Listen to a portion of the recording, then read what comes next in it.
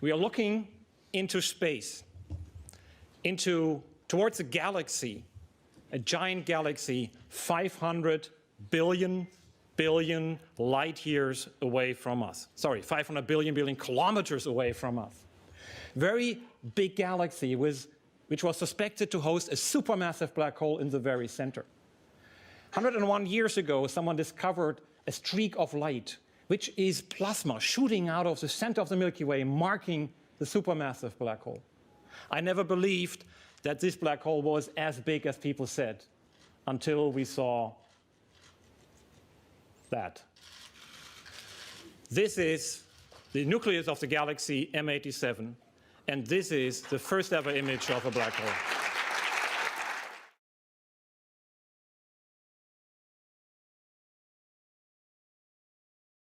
You have probably seen many images of black holes before, but they were all simulations or animations. And this is so precious to all of us because this one is finally real. What you're looking at actually looks like a ring of fire.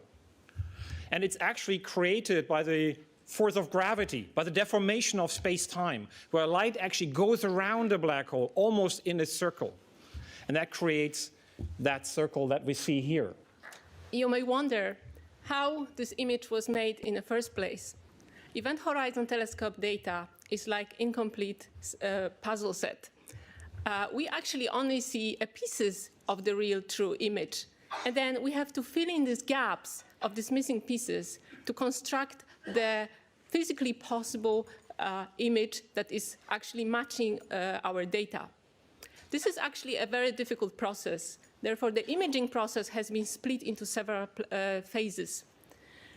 At first, at the very beginning, we were working on this imaging completely alone, each of us. This was a remarkable, almost life-changing experience to see an image of a black hole shadow popping out on the screens of our ordinary laptops.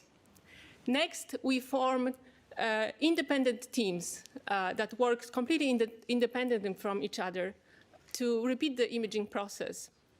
This was a very necessary, important step because we wanted to get rid of the human bias as much as possible.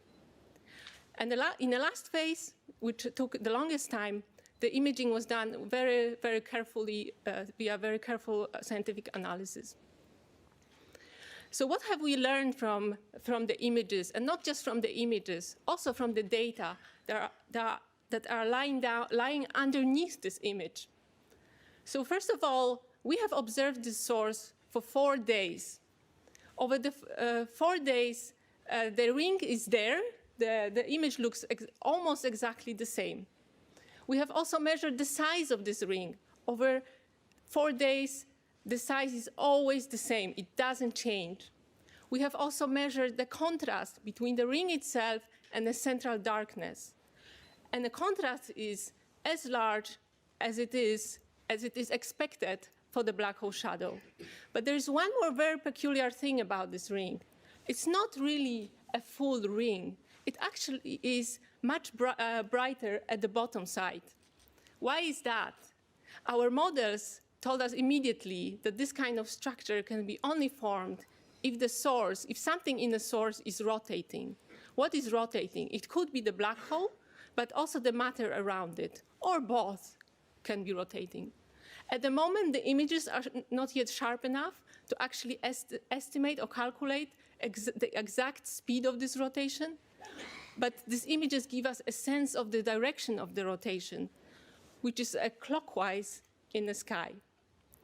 So to summarize, our images, our data tell us that we are looking at the shadow of the black hole, which has been predicted by all the models of the black holes that we have developed over the last few decades.